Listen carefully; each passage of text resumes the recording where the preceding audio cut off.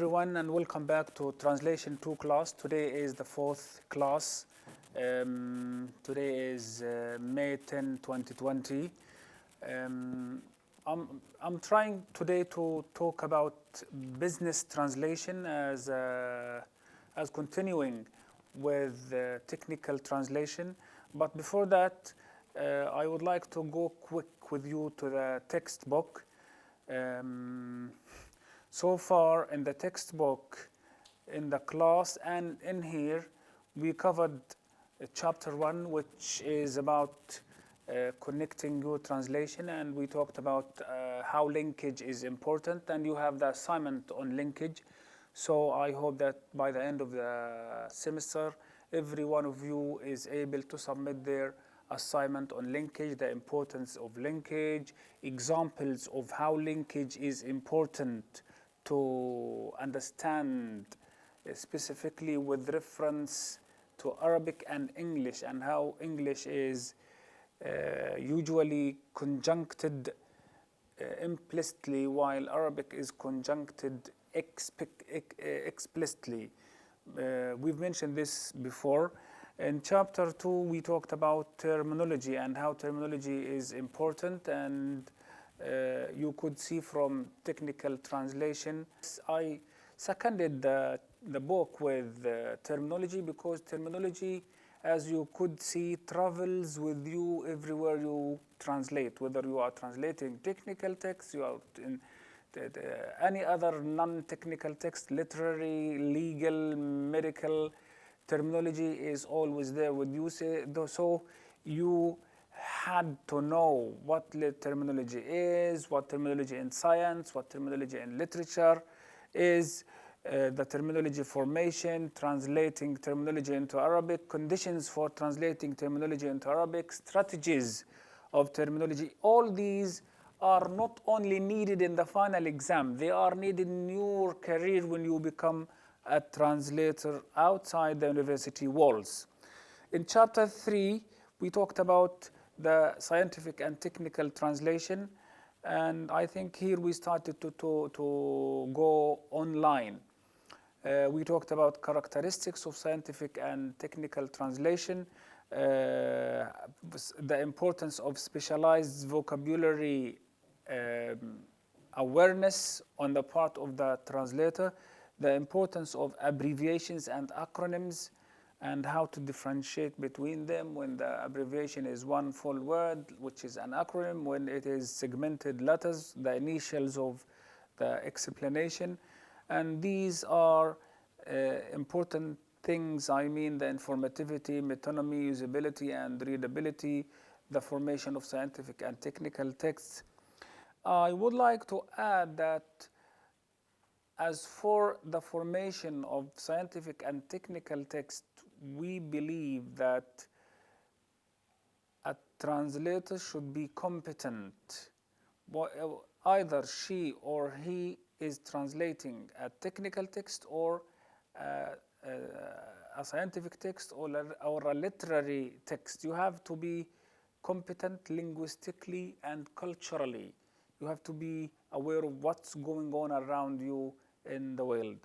And we also talked about the differences between scientific and technical texts, and then we finished the chapter with how to translate into Arabic scientific and technical texts. Today we are going to talk about business translation. You can see that I jumped business translation for chapter 5, media translation, in the classes here, the electronic classes, where we discussed the nature of media in English, the nature of media writing in Arabic, newspaper headlines, translating headlines into Arabic, and we also had terms from English into Arabic mainly, and with conclusion. But today I'm going to go back and talk a little bit about business translation, which in fact complements the technical side of chapter 3. Okay. Now I am going to explore with you the characteristics of business English, advertising, translating business into Arabic, selected business terms.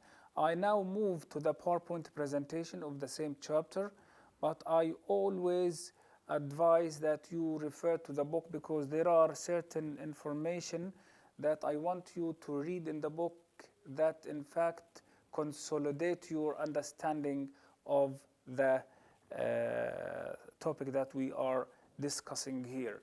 When we talk about business translation, you can call it commercial translation, you can call it financial translation, and some people would use the word trade.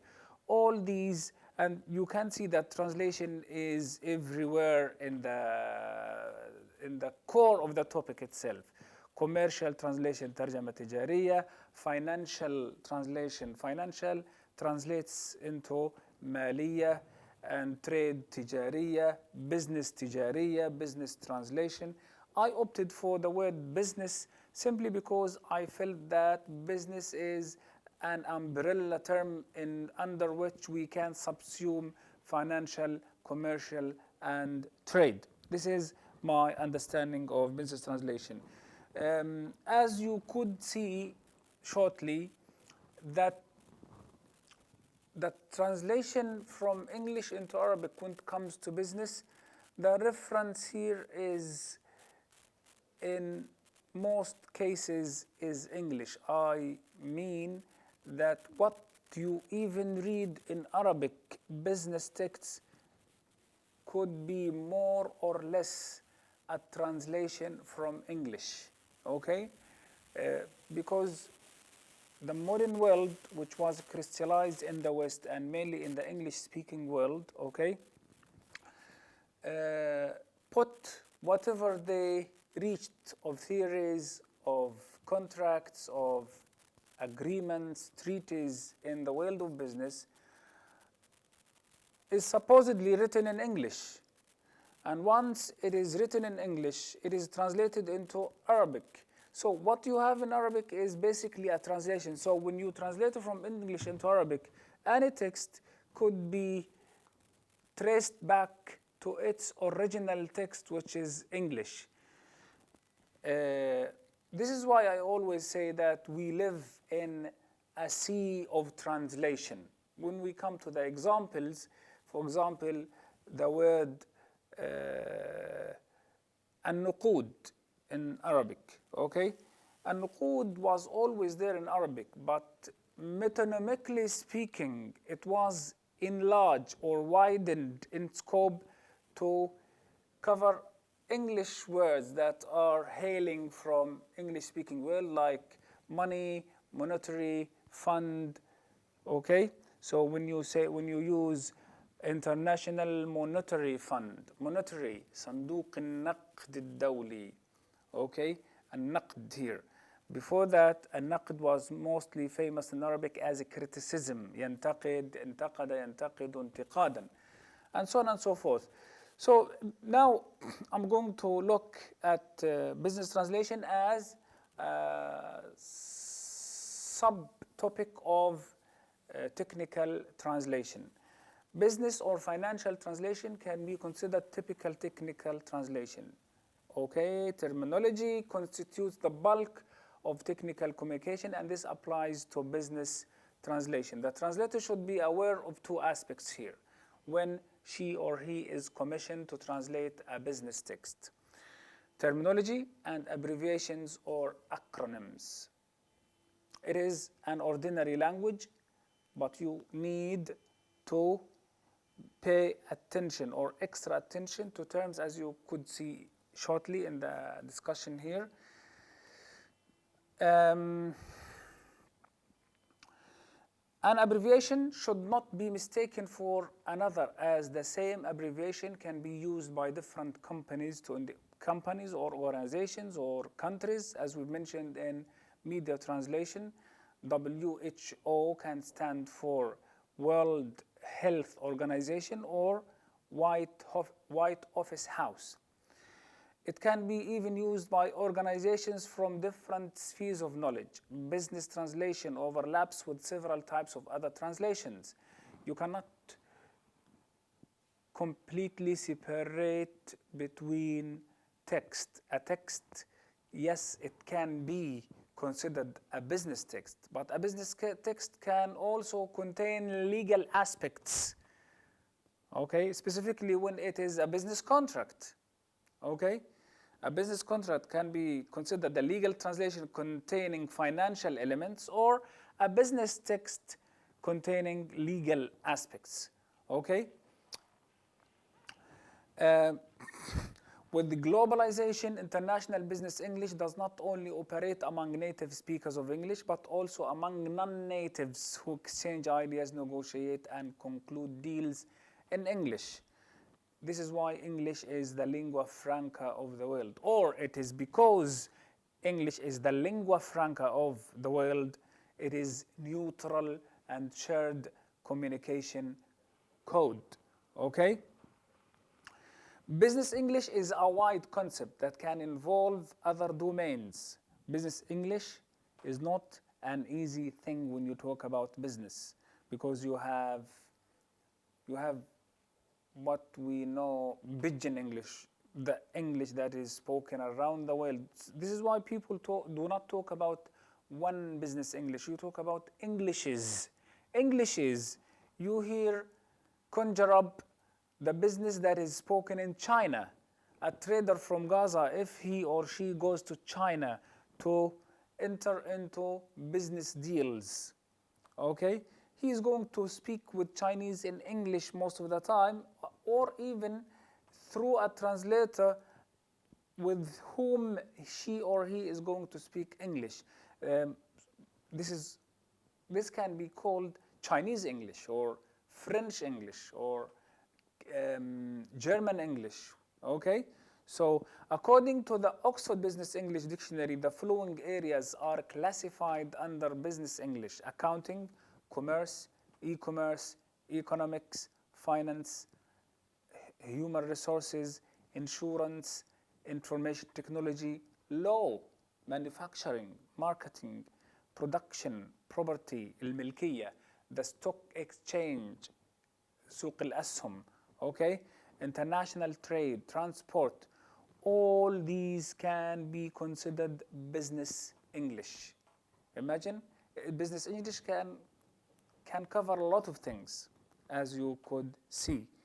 What do you learn from this? You learn that you have to be aware of the language you are translating. You have to do your own studies and do not only read the text that you are translating. It is good to read around the text, okay? Reading around the text means that it is good to have some sort of feeling of how business is addressed in linguistic choices, okay? According to Nicholson and Plankin, there are 4 characteristics of business English, okay? Participants' different roles and relationships, task orientation, standardized structures and use of specific and professional lexes. In business English also, idioms, slang, buzzwords, and cliches are not preferable, but terms are importantly crucial. Okay? Let us explain this. The 4 characteristics. Participants, different roles and relationships. A CEO talks differently from an employee, okay? A text written by an international company that is meant to reach out audiences around the globe is different from a text that is addressed to a specific audience, a specific recipients, addressed to Palestinians, for example, or addressed to Egyptians. There are cultural elements that a text that is going to be translated from English into Egyptians mainly, then the Arabic text must take Egyptian language, Egyptian variety of Arabic, okay? When you hear, you don't talk about language in the Arab world. The 22 countries in the Arab world do not talk 22 languages as some foreigners would assume. You have varieties of Arabic, okay? Task orientation. What is the task of the text in question, okay? What is the message that is going, that the company or the organization seek to convey, okay? Standardized structures. There are always standardized structures in international documents. People over time agree on standardized structures, ways of writing text, so that they create a unity of understanding, and this is much needed when people appear before courts. This is the importance of the unity of understanding that is based on standardized structures in order to avoid chaotic understanding of text, okay? Use of specific and professional lexis. This is the terminology and the jargon as well. Why it is important to avoid idioms, slang, buzzwords, and cliches? It is important so that you avoid confusion. These are so specific. You cannot give a proverb emanating from your own local culture in a business talk, because it will distract your interlocutors, okay? It might mislead them. So avoid this. You start talking standardized language, okay? You talk the language that everybody understands. We talk about received English or the Queen's English, okay, or the BBC English that everybody around the world can understand and interact with less hustle, okay? Now, one main aspect of business translation is advertising.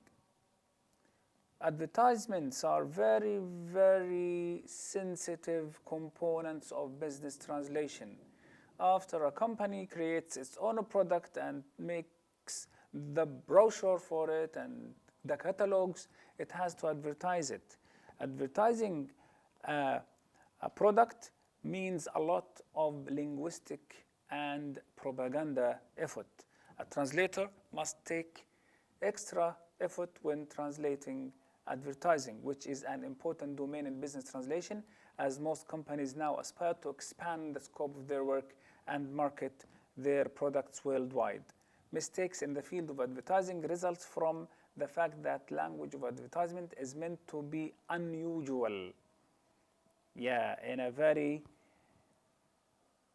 tight space, you have to convey a big message that catches the eye and heart of consumers, okay? A survey conducted by the Wall Street Journal shows that from 513 people who were surveyed, 57% spotted mistakes in advertising. In advertising writing, how are you going to tackle this mistake in Arabic if you are translating a text? This needs extra knowledge of you or on your part of advertisement in English and Arabic, okay? One can argue that advertising is a site of borrowing from other languages. Yes, borrowing is a main concept of advertising. It relies on a language that generates surprising and attracting new elements that influence and or induce the consumer of the product that is newly came out with new look and form. Translation is about nuance. This is one main rule of translation. Translation is about nuance. Nuance is the slight difference. It is not about the difference. Everybody knows the difference between two things because the differences are always clear, but the nuances, slight differences, are not easy to pick up on, okay? So a translator must be aware not to rush for the first meaning of the word that pops on screen. Okay? He or she must examine the context and pay attention to the potential consequences of her or his translational choices because he or she is dealing with money. Okay? A mistake in advertisement or a mistake in an announcement translation would cost money. Okay? According to Cultures Connection website, a mistranslation of the word rumor into announcement led to 8 billion loss. A translator had mistaken the word rumor for announcement. He translated the word rumor into announcement. This led to $8 billion loss. Okay? And I think the translation was from Japanese into English. Okay? You have to pay attention to terminology to give sufficient time for understanding and deciphering an abbreviation or an acronym, to observe the register of the source text when conveying the message. We have discussed register in translation 1, but it is not unuseful to remind you that register is the way you use language to convey the message depending on the context and the participants. Okay, we call it in Arabic النطاق العرفي. If the sender of the message is the doctor to his patient, that is translated differently from a message sent from an employee to his colleague in the company. Okay? If you return to a specialized dictionary, it is very useful. You read about the topic of the text in question in source and target language. You read around the text. And you consult experts in the field. Sometimes a phone call can save you a lot of effort and time. A phone call with a friend who is expert in finance would suffice more than checking the words up in dictionaries, because the expert would save you the time of exploring so many different things. You put him in the context, you put him in the picture of what you are going on or through, and she or he will give you the right word immediately. To cast doubt on the word you know in ordinary contexts, this is very important. We always say, check the word you know twice, because these are the words that would mislead you or distort your understanding and hence translation. Let us take examples. Financial stability. These are taken from the Palestinian Monetary Authority website, the Arabic and the English. And I took them from there because their translation is fairly fine. And I want to make these comparisons so that you are aware of the way the English text is phrased and worded, and the Arabic text is phrased and worded. Financial stability is translated into al-istiqrar al-naqdi. Could they use al-istiqrar al-mali? I think yes. But how would you decide whether it's al-mali or al-naqdi? It depends on the glossary of the organization which commissions you to translate the text. If they settle on al-naqdi for financial, then you be consistent and use al-naqdi for financial, because they might use something else for instead of al-naqdi for words like monetary. Although the common understanding is financial is mali and monetary is naqdi. Okay? although the attainment of monetary stability, you see, استقرار نقدي. Okay, there is inconsistency here. You have to address this. Okay, is linked with the issuing of a national currency, عملة وطنية. The BMA اللي هو سلطة النقد الفلسطينية. Because the text is locally written, the Arabic omitted the word فلسطينية, and that can be okay. Okay, what is relentless in Arabic? لا تدخروا جهدا. لا تدخروا exerts relentless determination. عزم became جهد.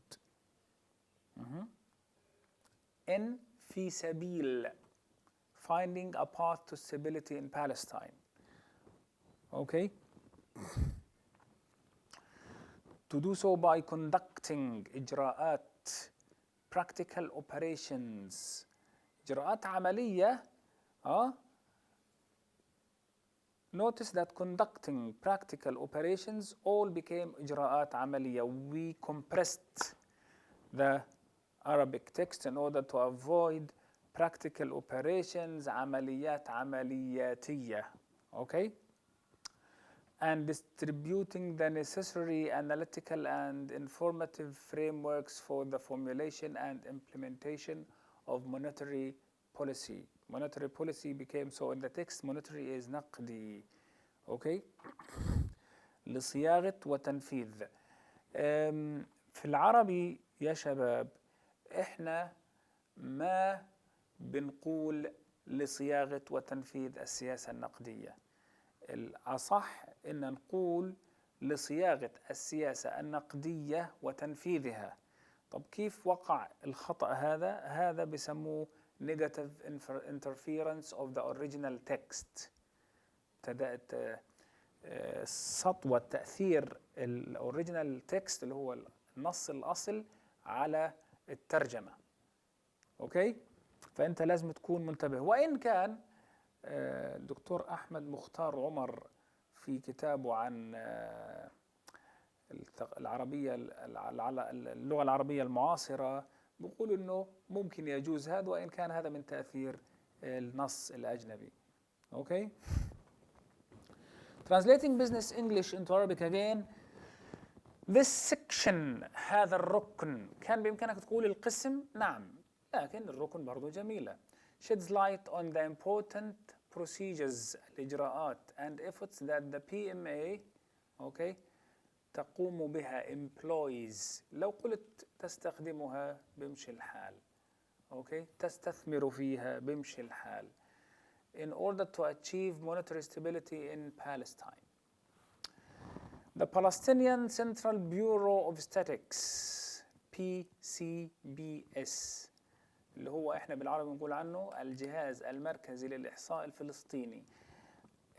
عناوين زي هذه يا شباب بدكم تعرفوا بالضبط ايش المؤسسة بتقول عن حالها. اوكي، يعني لو انت اجيت تترجم الجهاز المركزي للإحصاء الفلسطيني الجهاز كان بي سيستم، كان بي اباريتس مركزي سنترال إحصاء statistics. فأنت لما أنت بدك تيجي تترجمها ما ينفعش تجتهد فيها. هذا زي اسم العالم بتصير إيش بيقولوا عن حالهم بالعربي وإيش بيقولوا عن حالهم بالإنجليزي. يعني أنت تيجي تترجم الجهاز المركزي للإحصاء الفلسطيني أنتو the Palestinian Central Apparatus مش صح. خلاص هم اختاروا بيورو اللي هي أصلا فرنسية معناها مكتب. أوكي، بس بيمشي الحال، بيمشي الحال جدا انه او مثلا تيجي تقول the Palestinian Central Bureau of Statistics المكتب المركزي للإحصاء الفلسطيني، او مكتب، ما ينفعش تقول المكتب المركزي للإحصاء الفلسطيني، ولا بينفع تقول مكتب الإحصاء الفلسطيني المركزي. ما تتدخلش، خلص هذا هو. ليش؟ لانه هذه بتخاف يكون في عندك حاجة ثانية تحت هذا الاسم او قريبة منها فايش to result in confusion. اوكي، preliminary results أولية. طبعا preliminary بدك أنت تنتبه not to confuse it with primary. okay, لأنه primary sometimes translated into أولية. Okay. Palestinian balance of payments BOP ميزان المدفوعات. ميزان المدفوعات. Once you are aware of all these things, then you are safe. Okay. الإصدار الدولي joint. الإصدار الدوري.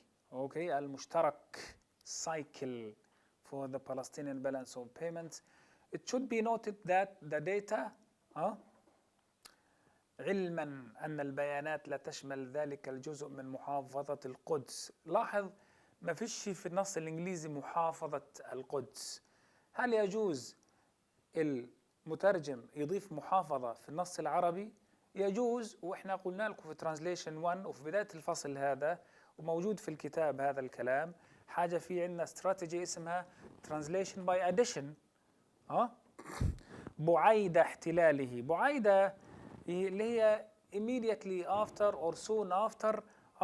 لكن هذه راح المترجم العربي ترجمها in annexed by Israel occupation in، فبمشي الحال. حتى كمان عنوة by force، ما فيش بالإنجليزي عنوة. هذا بعض أحيان المترجمين بيقوموا فيه وبمشي الحال.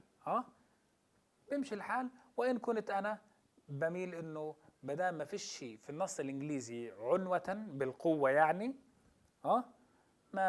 ما بحطها. أوكي.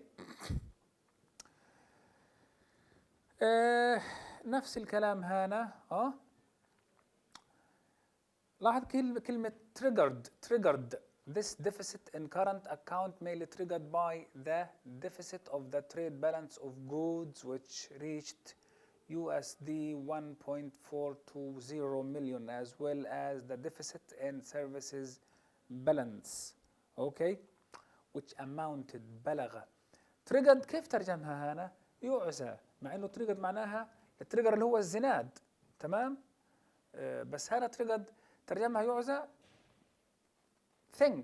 think of this.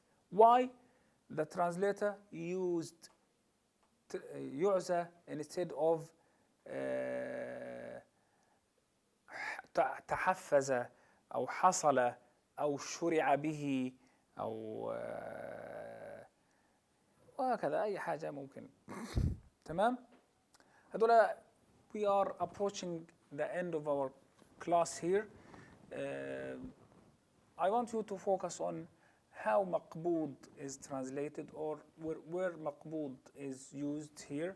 الودائع الفلسطينية، الفائض، التحويلات الجارية. هذه كلها look at these things and compare between the two texts in order to be able to pass the final exam and to pass your career exam as well. Okay, please do not forget to return back to these and other examples and exercises in the textbook. Okay, thank you very much for today because my time ended.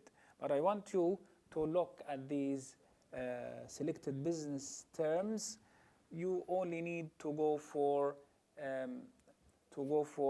a specialized dictionary so that you are able to digest the differences between English and Arabic, and between the ordinary English and the ordinary Arabic, and the specialized English and the specialized Arabic. Okay?